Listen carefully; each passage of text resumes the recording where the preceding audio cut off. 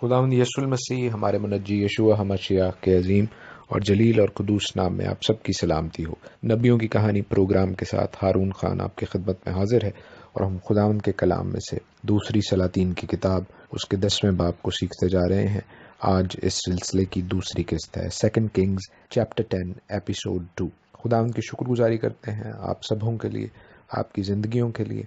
जो कलाम को सीख रहे हैं, सुन रहे हैं, उसमें आगे बढ़ना चाहते हैं, और इस बात के लिए भी कि खुदावंद आपको अपने पाक कलाम से बरकत बख्शे, आपको अपने कलाम का सिर्फ सुनने वाला नहीं बल्कि उस पर चलने वाला बनाए, ताकि आपकी ज़िंदगी की राहें रोशन होती जाएं, ताकि आप ज़िंदगी बल्कि अबदी ज़िंदगी में दाखिल होने वाले हों और खुदावंद हमारे मुनज्जी यशुआ मसीह का, यस्सुल मसीह का नाम ऊंचा और ऊपर करने वाले हों। अजीज़ो, जब हम 10वें बाब को पढ़ रहे हैं, 10th चैप्टर ऑफ 2 किंग्स, तो हम देख रहे हैं कि याहू ने जो खून रेजी की, जो उसने ब्लड शेड किया है, वो करते करते जब जा रहा है तो उसे रास्ते में एक शख्स यहूनदाब बिन रेकाब मिलता है, यानी रेकाब का बेटा यहूनदाब। ये शख्स कौन था जो याहू के साथ याहू की तरफ से इज्जत और तकरीम के लायक था? उसके हवाले से कल मैंने प्रोग्राम के आखिर में यर्मिया नबी की किताब में से, जेरमाया की बुक में से 35th चैप्टर को, 35वें बाब को पढ़ा, जहां पर हमें इस चीज़ का इल्म हुआ कि खुदावंद यहूनदाब बिन रेकाब को बहुत अच्छे अल्फाज में याद करता है। क्यों? क्योंकि उसके बच्चे, उसकी औलाद, उसके दिए गए अक़वाल पर, उसके दिए गए अहकाम पर बड़े सख्ती से कारबंद रहे, उसके फर्माबरदार रहे, ओबीडियंट रहे। खुदावंद वहाँ से ये पैरेलल ड्रॉ करता है, खुदावंद वहाँ से ये सबक सिखाता है इसराइल को और यहूदा को कि अगर यहूनदाब की औलाद उसकी फर्माबरदार, उसकी ओबीडियंट हो सकती है, तो आए इसराइल, तुम मेरे फर्माबरदार क्यों नहीं होते? लेकिन पंच लाइन क्या थी? पंच लाइन ये थी कि खुदावंद ताला यहूनदाब को बड़े अच्छे अल्फाज में याद करता है। सो हम यहूनदाब के हवाले से मुख्तसरन, वेरी ब्रीफली कुछ सीखेंगे कि वो कौन था, उसकी क्या जीनियोलॉजी थी, उसका क्या रोल था, और फिर हम 10वें बाब को आज कंप्लीट करेंगे। खुदावंद के कलाम से जो सबक, जो सीख हमने आज हासिल करनी है, उस बरकत को हम अपनी ज़िंदगी में खोलेंगे। यहूनदाब के हवाले से हमारे कुछ सवालों के जवाब हमें 1 क्रॉनिकल्स के 2nd चैप्टर से मिलते हैं, पहली तवारीख की किताब, उसका 2रा बाब, और उसकी कुछ आखिरी आयात में यूं लिखा है, और या बीज के रहने वाले मुंशियों के घर तेराआती और समाआती और सौकाती, ये वो कीनी हैं जो रेकाब के घराने के बाप हमात की नस्ल से थे। सो हमें इल्म होता है दूसरी सलातीन के 10वें बाब से कि यहूनदाब रेकाब के घराने से था, और रेकाब का बाप कौन है? वो हमात की नस्ल से था। सो हमें कुछ आइडिया हो रहा है कि ये लोग कौन हैं, जो उनका क्लैन है, जो उनका ख़ानदान है, वो बताया जा रहा है कि ये वो कीनी लोग हैं। कीनी या कैनी लोग कौन थे, उसके हवाले से हमें बहुत वाज़े पता है कि ये मूसा के खुसर, यत्रू के ख़ानदान वाले थे, और उसमें से एक बड़ा अहम कैरेक्टर हम जजेस की किताब में, कुज़ात की किताब में पढ़ चुके हैं। वो लड़की, वो खातून याएल नाम की, जिसने सिसरा को मारा एक मेख और मेखंचू के ज़रिए, जब उसने उसकी कनपटियों पर वार करके उसको नींद ही में मौत के घाट उतार दिया। हम इस बात को भी जहन में रखेंगे कि कैनी लोग कैनानी नहीं थे। ये मूसा के खुसर यत्रो, जो कि मिद्यान का सरदार था, एक काहिन उसको कहा गया है, काहिन सरदार के हवाले से भी लफ्ज़ इस्तेमाल होता है, और इसके लिए रेफरेंस हम देख सकते हैं कि दाऊद के बेटों को काहिन का टाइटल मिला था, तो वो मजहबी काहिन नहीं थे, वो लीडर थे। सो हम जानते हैं कि मूसा का खुसर कैनी था और वो कैनानी नहीं था। اب یوناداب کے حوالے سے، جو ریکاب کا بیٹا اور حماد کے خاندان سے اور کینیوں کے کلین سے، ٹرائب سے ہے، کیا ایسی بات تھی جو خداوند کو بہت پسند آئی اور خداوند نے اس کا نام اچھے الفاظ میں یرمیہ کی کتاب میں، جیرمایہ کی بک اس کے 35 چیپٹر میں یاد کیا ہے؟ کیونکہ لکھا ہے کہ اس نے اپنے آل اولاد کو کہا تھا کہ انہوں نے میں نہیں پینی، اور انہوں نے نہیں پی، اور انہوں نے اپنے آباء و اجداد کا اور خاص طور پر یوناداب کا حکم مانا اور کہا کہ تم نومیڈک لائف سٹائل رکھنا، یعنی خیموں میں زندگی گزارنا۔ تو ایسا کیا بات تھا جو کہ سو رائچس ہے، ایسی راست بازی کی بات ہے کہ میں نہیں آپ نے پینی، آپ نے وائن نہیں ڈرنک کرنی؟ حالانکہ وائن ڈرنکنگ لیویٹیکل ریچولز کا حصہ ہے، جو کاہن کام کیا کرتے تھے ہیکل میں، ان کو ایک خاص مقدار میں پینے کا حکم تھا، اس میں کوئی برائی نہیں تھی۔ پھر ہم دیکھتے ہیں کہ بعد میں بھی خدا یسوع المسیح نے کانائے گلیل میں بنائی، تو اس میں ایسی کیا بات تھی کہ یوناداب نے جب انہیں میں چھوڑنے کا کہا؟ تو اس حوالے سے جو تحقیق کی جاتی ہے، تفتیش کی جاتی ہے، زیادہ پڑھا لکھا جاتا ہے، تو ہم اس بات پر پہنچتے ہیں کہ جو خداوند کے حضور نیزرائٹ واو تھی، نذیر کی منت جب مانی جاتی تھی، تو اس وقت کہا جاتا تھا کہ آپ نے اپنے بال نہیں کٹانے،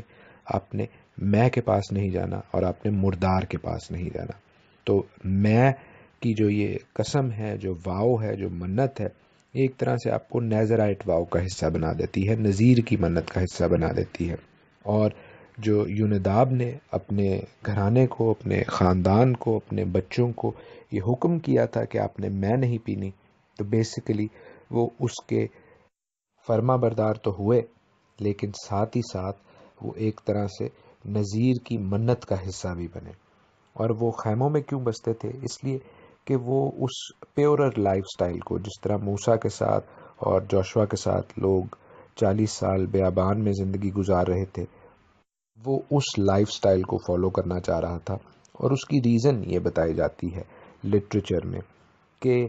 یوناداب بن ریکاب اس بات کا بہت بڑا حامی تھا کہ جب وہ لوگ کینان میں آ کے سیٹل ہوئے ہیں، یعنی اسرائیلی، تو اس وجہ سے کہ کینانی لائف سٹائل ان پر حاوی ہو گیا، انہوں نے اس لائف سٹائل کا حصہ بن کر اپنی زندگی میں گناہ کو اور بدی کو لے آئے۔ اس لیے یوناداب نے اپنے خاندان کو کہا کہ وہ اسی بیابان کی زندگی کو ترجیح دیں، تاکہ وہ پکے گھروں میں اور ایسے کینانی لائف سٹائل کا جو گناہ اور بدی کو لاتا ہے اور جو گمراہی اور گراوٹ کو لاتا ہے، اس سے دور رہیں۔ ریکابیوں کا جو رول ہے تھرو آؤٹ دا ہسٹری، تاریخ کے بڑے پنوں میں، وہ ہم دیکھتے ہیں کہ اسرائیل کے ساتھ بہت زیادہ ہے۔ میں نے آپ کو یائل کی ایک چھوٹی سی مثال تو دی،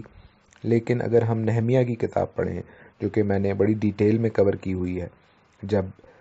walls of Jerusalem rebuild کی گئی تھیں، تو اس وقت ریکابیوں نے بہت ہیلپ کی تھی، بہت مدد کی تھی ان اسرائیلیوں کی جو لٹے پھٹے بابل سے واپس آئے تھے۔ اس حوالے سے اگر ہم دیکھیں تو ہم جانیں گے کہ ریکابی جو ہیں، ان کا ایک بڑا اچھا ریلیشن شپ رہا ہے اسرائیل کے ساتھ۔ اور یہ بات میں آپ کو صرف تاریخی حوالے سے نہیں بتا رہا، بلکہ اس سے ہم کچھ سیکھ سکتے ہیں۔ ہم بے شک اسرائیل کا، خداوند کے لوگوں کا، خداوند کی چنی ہوئی قوم کا ڈائریکٹ حصہ نہیں ہے، لیکن ہم مسیح کے لہو کے وسیلہ سے اس زیتون میں، جو کہ اصلی زیتون ہے، جو کہ اسرائیل ہے، پیوست ہو چکے ہیں۔ ہمارا اپنا رول ہے، ہمارا اپنا کردار ہے۔ ہم بے شک خداوند یسوع المسیح کے لہو سے اس جگہ میں آ تو گئے ہیں، اب ہم کس طرح اس کے لیے بھلائی کا سبب بن سکتے ہیں کہ خداوند ہمیں اچھے الفاظ میں یاد کرے، بے شک مسیح کی صلیب کو قبول کر کے، لیکن پھر ہم نے خداوند کے کلام کی، توریت کی، ان پرنسپلز کو، ان الہی قوانین کو، ان ماڈلز کو بھی فالو کرنا ہے، فرما برداری کرنی ہے اپنے آسمانی باپ کی، کیونکہ کلام تو خدا ہی کا ہے۔ تو خداوند پھر ہمیں اچھے الفاظ میں یاد کرتا ہے۔ ریکاب کے خاندان کو، یوناداب کے خاندان کو خداوند اچھے الفاظ میں یاد کرتا ہے۔ اور اگر ہم چاہتے ہیں کہ ہمارے نام خداوند کی برہ کی کتاب حیات میں لکھے جائیں، تو عزیزو، ہم نے غالب آنا ہے، ان تمام چیزوں پر جو ایڈورسری کی طرف سے، جو شیطان ابلیس کی طرف سے ہیں، اور خداوند اپنے خدا کے فرما بردار ہونا ہے، اس کے ان الہی پرنسپلز کے، ماڈلز کے، نمونوں کی فالوئنگ کرنی ہے جو کہ ابدی زندگی کی طرف جاتے ہیں، جو کہ بے شک سکڑا راستہ ہے لیکن زندگی کا راستہ ہے۔ 10ویں باب میں ہم آگے پڑھتے ہیں کہ کس طرح اب یاہو جو ہے وہ جا کر بال کے فالوورز کو، بال کے ورشپرز کو مارنے کا پلان بناتا ہے، اور یہ بڑا انٹرسٹنگ ہے، بڑا دلچسپ ہے، اس لیے میری آپ سے درخواست ہوگی کہ آپ باب کے اس حصے کو ضرور پڑھیں، جہاں پر وہ بال کے سب نبیوں کو، اس کے پوجنے والوں کو، پجاریوں کو اکٹھا کرتا ہے اور کہتا ہے کہ میں تمہارے ساتھ ہوں۔ ان کو یہ امپریشن دیتا ہے، ان کو یہ تاثر دیتا ہے کہ میں بال کا پجاری ہوں اور بال کے لیے مجھے بڑی قربانی کرنی ہے، تو سارے یہاں پر اکٹھے ہوں اور کوئی غیر حاضر نہ رہے، بلکہ وہ شاہی فرمان جاری کرتا ہے کہ سارے یہاں پر اس روب کو، اس چوغے کو پہن کر آئیں جو کہ بال کی فالوئنگ میں، ورشپنگ میں استعمال ہوتا ہے۔ اس سے اس کو علم ہو جانا تھا کہ کون بال کا فالوور ہے، کون بال کو پوجنے والا ہے۔ اور پھر جب وہ سارے اکٹھے ہوتے ہیں تو ہم دیکھتے ہیں کہ وہ اپنے ان 80 جوانوں کو جو اس نے اس بڑی مندر کے آس پاس اسٹریٹجکلی پوزیشن کیے ہوئے تھے، بڑے طریقے سے ان کو لگایا ہوا تھا،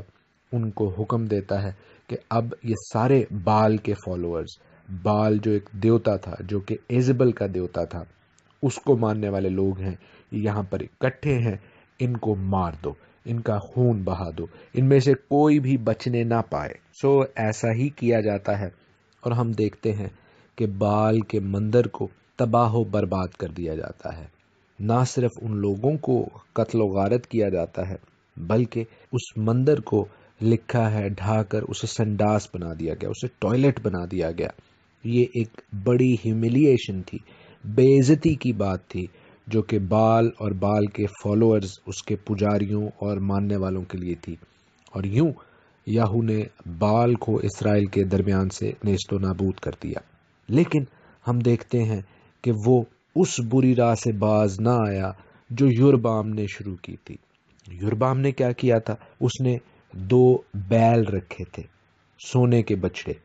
جن کو اس نے ایک کو بیت ایل میں اور ایک کو دان میں رکھا تھا، ان کو یہوہ کا نام دے کر ان کی پوجا کرنے کا حکم جاری کیا تھا۔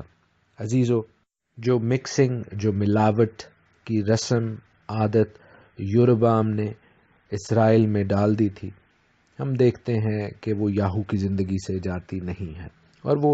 نہ صرف یاہو کے لیے بلکہ اسرائیل کے ڈاؤن فال کا سبب بنے گی۔ اگرچہ جو یاہو نے کیا بال کے فالوورز کے ساتھ، بال کے پجاریوں اور ایزبل اور اخیب کے گھرانے کے ساتھ، اس پر ہم دیکھتے ہیں کہ اس کو برکت ملتی ہے، اور لکھا ہے کہ تیری 4تھی پشت تک، 4th جنریشن تک اسرائیل پر تیرے گھرانے میں سے بادشاہ مقرر کیے جائیں گے۔ لیکن ہم 32ویں آیت سے 32nd ورس سے آگے پڑھتے ہیں کہ ان دنوں خداوند اسرائیل کو گھٹانے لگا، اور ہزائیل نے ان کو اسرائیل کی سب سرحدوں میں مارا۔ ہزائیل وہی ارامی بادشاہ ہے جس نے بن ہدد کو مار کے خود بادشاہ بن بیٹھا تھا، جس کو الیشا نے خداوند کی طرف سے یہ نبوت سنائی تھی کہ تو بادشاہ بنے گا اور اسرائیل پر بہت ظلم کرے گا۔ عزیزو، خداوند کا پلان وقوع پذیر ہو رہا ہے، وہ ان ایکشن ہو رہا ہے، اور ہم دیکھتے ہیں کہ کس طرح اسرائیل کو اس کے گناہوں کی، خطاؤں کی سزا مل رہی ہے۔ خداوند اپنے عادل منصف کے ٹائٹل کو، اپنے رائچس جج ہونے کے ٹائٹل کو استعمال کر رہا ہے، اور اسرائیل نے جو خداوند کے احکام کی، خداوند کے پیار کی خلاف ورزی کی ہے، جو اس کے احکام کے اگینسٹ گیا ہے، اب اس کی سزا بتدریج گریجولی اسرائیل کو ملنا شروع ہو رہی ہے۔ اس چیپٹر کے اینڈ میں، اس باب کے اختتام پہ ہم دیکھتے ہیں کہ یاہو کی وفات کا ذکر ہے، اور پھر اس کی جگہ اس کا بیٹا یہو آخذ بادشاہ بنتا ہے، جیسا خداوند نے فرمایا تھا کہ تیرا بیٹا اور اس کا بیٹا اور اس کا بیٹا بادشاہ بنے گا، چونکہ تو نے میری بات کو سنا۔ عزیزو، بے شک یاہو نے غلطی کی، گناہ کیا، لیکن جو اس نے ٹھیک کام کیے تھے